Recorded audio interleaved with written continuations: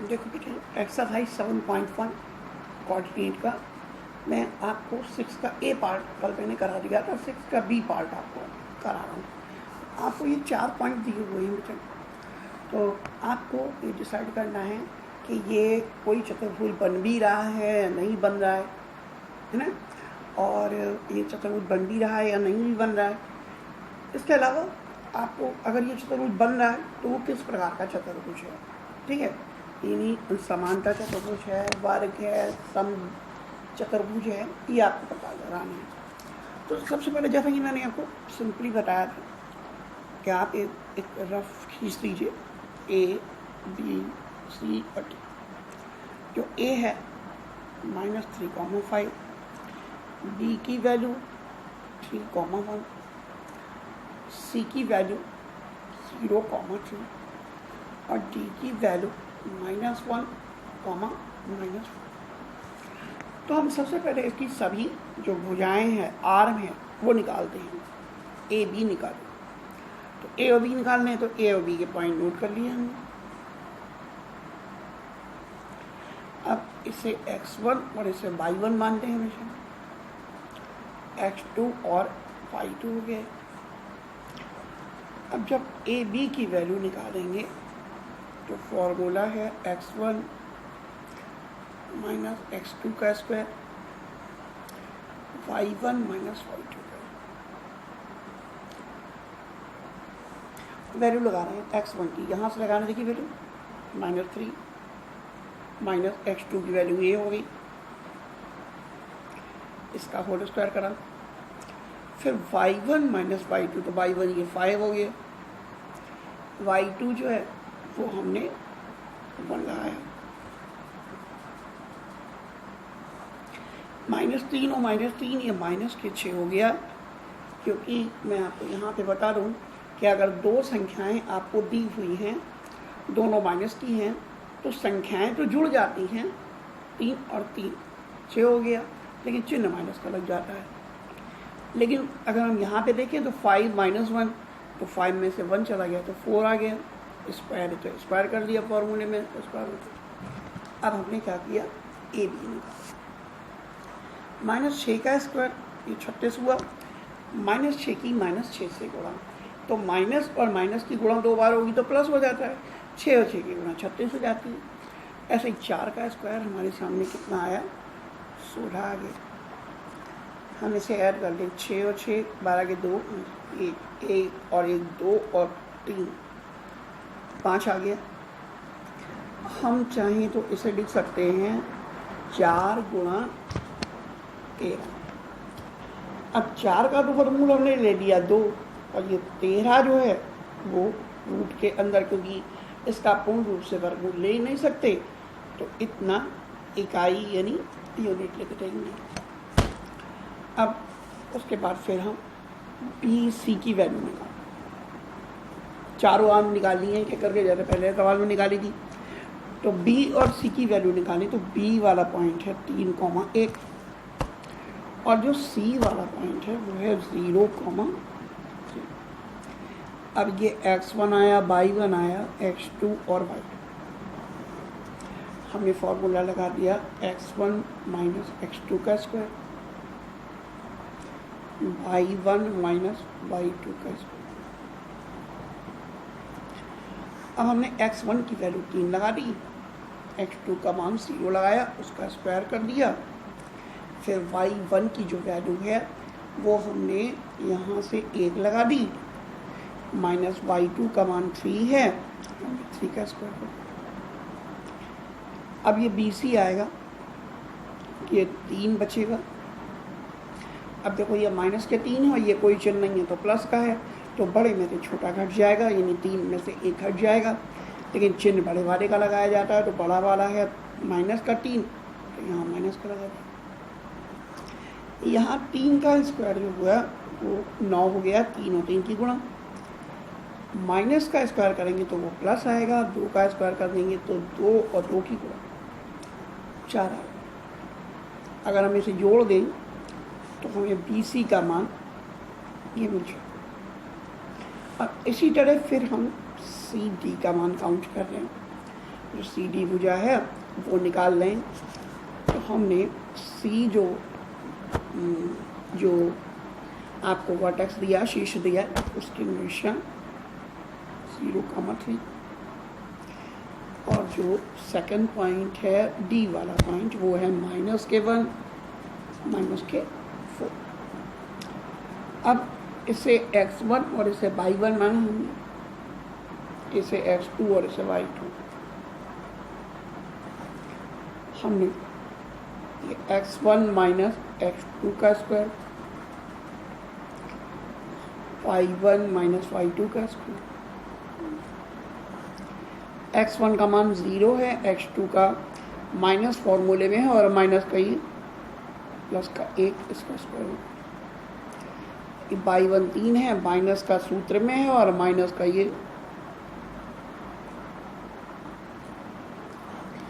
0 में 1 ऐड करा तो 1 आ गया, उसका स्क्वायर करा, 3 और 4 को छोड़ दिया तो 60 है, 60 का स्क्वायर। देखो अब यहाँ पे 1 का स्क्वायर तो 1 रहेगा और 60 का स्क्वायर 49 हो जाएगा। अगर हम इसे जोड़ दें तो ये √50 आ जाएगा।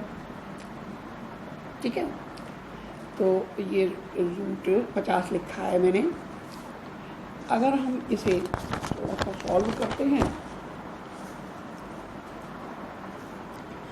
सॉल्व करते हैं तो हमें जो सी डी का मान है वो मिल रहा है यहाँ से। अब जो सी पॉइंट है हमारा वो ये √50 है, √50 को हमने लिख दिया 25 गुणा 2। अब 25 का वर्गमूल तो 5 हो गया, 2 हमने ऐसे ही छोड़ दिया क्योंकि इसका वर्गमूल ले नहीं सकते, इसके आगे यूनिट लगा देंगे। अब ऐसे ही आप जो मान निकाल रहे हैं वो DA का निकालते हो। तो जो DA है इसमें D वाला जो पॉइंट है वो है -1 -4 और जो A वाला पॉइंट है वो है -3,5।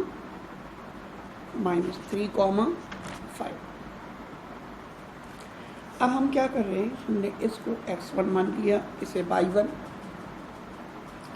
थोड़ा स्पीड कम कर लेता हूँ, x2 और y2। यहाँ पे अगर हम फॉर्मूला लगाते हैं x1 माइनस x2 का square, y1 minus y2, x1 ये माइनस का 1 माइनस फॉर्मूले में और माइनस का y1 का मान -4 माइनस y2 का मान 5। अब 1 माइनस का 1 प्लस का 3 में से 1 माइनस हो जाएगा, साइन बड़े वाले का लगेगा, बड़े वाले का साइन प्लस दिया हुआ है। अब आप प्लस लगाओ या ना लगाओ इससे कोई फ़र्क नहीं पड़ता। ऐसे ही -4 में से -5 जाएगा। जब दोनों संख्याएं माइनस की होती हैं तो संख्याएं तो जुड़ जाती हैं, चिन्ह माइनस का लग जाता है। अब यहाँ 2 का स्क्वायर 4 और इसका 81 आ गया। हम इन दोनों को जोड़ दे रहे हैं तो हमें जो मिलेगा वो 85 मिलेगा। और इस 85 के अगर हम फैक्टर करके देखते हैं, 5 से काट लिया मैंने हमने, तो 5 एकम 5, इसमें कितना बचेगा 3 पैंतीस 5, ये 17 आ गया। तो इसका कोई फ़ायदा नहीं है, हम 85 ही रख रहे हैं इसके साथ, क्योंकि हमें कहीं भी ऐसा कोई नज़र नहीं आ रहा है कि हाँ इसमें टुकड़े करने के बाद 17 और 5 है, इसमें फैक्टर करने के बाद हमारा √85 आ गया है। अब इसके बाद फिर हम विकर्ण निकालते हैं। तो मैंने बताया था विकर्ण जो होते हैं वो कैसे होते हैं। एक AC निकालते हैं, A और C के पॉइंट लेके। तो पहले AC विकर्ण जब हम निकालेंगे तो जो A और C के पॉइंट अगर देखें तो A है -k 3, 5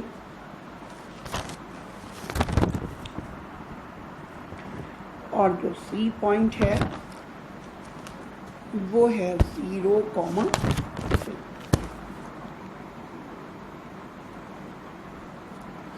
अब जैसा कि हम मानते हैं x1 y1 x2 y2 आ गया, फॉर्मूला लगाया x1 माइनस x2 का स्क्वायर y1 माइनस y2 का स्क्वायर। उसके बाद कल से आप लोगों को बोर्ड पे ही पढ़ाऊँगा मैं, क्योंकि उसमें थोड़ा क्लियर नहीं हो पाता है, लेकिन थोड़ी मजबूरी थी आज तक। तो कल से आपको जो भी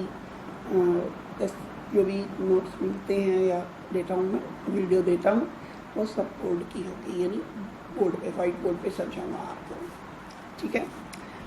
तो ये x1 माइनस के 3, x2 का मान 0 का स्क्वायर, y1 का मान 5 माइनस 3 का स्क्वायर। -3 में से 0 निकल गया तो -3 का स्क्वायर, 5 में से 3 निकल गया तो 2 इसका स्क्वायर हुआ। यहाँ पर इसका स्क्वायर माइनस का स्क्वायर तो प्लस और 3 का 9 है, ये 2 का स्क्वायर करें तो हमें 4 मिलेगा, तो ये जो होगा वो कितना हो जाएगा √13। अब इसी तरह हम जो हैं वो विकर्ण निकालते हैं, BD विकर्ण निकालते हैं। तो हम सबसे पहले B और D के पॉइंट नोट करते हैं। B वाला है 0.3,1 और जो D वाला पॉइंट है वो है -1, -4। अब यहाँ पे इसे हमने x1 y1 माना, इसे x2 y2 मान लिया हमने। तो यहाँ पर आप देखेंगे कि जो है वो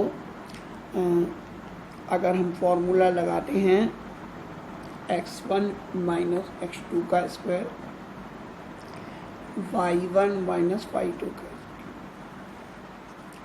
तो ये x1 का मान 3 है और x2 का मान, देखिए आप x1 का ये वाला 3 लगाया है और जो x2 का मान लगा रहे हैं ये वाला, ये माइनस के 1 है, तो सूत्र का माइनस और इसका माइनस मिल के प्लस हो गया। इसी तरीके से अगर हम ये निकालते हैं y1 माइनस y2, तो y1 1 है, माइनस फॉर्मूले में है, ये देखिए ये लगाया फॉर्मूले वाला, और y2 का मान खुद माइनस का, तो ये माइनस और ये वाला माइनस मिलके प्लस। अब यहाँ 3 में 1 जोड़ दिया तो 4 का स्क्वायर हुआ, 1 और 4 को ऐड कर लिया तो 5 का स्क्वायर हो गया।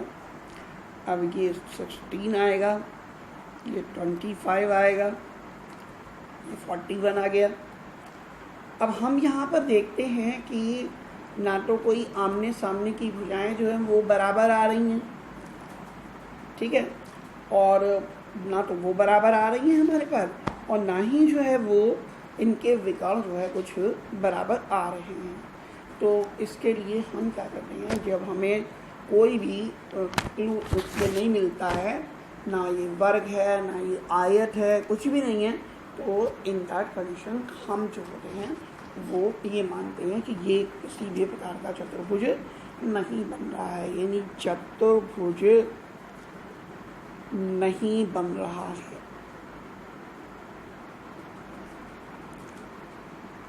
मेरी हिंदी की राइटिंग थोड़ी सी ठीक नहीं है,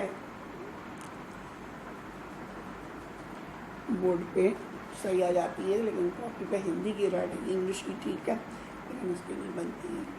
तो ये क्लू हमें मिलता है।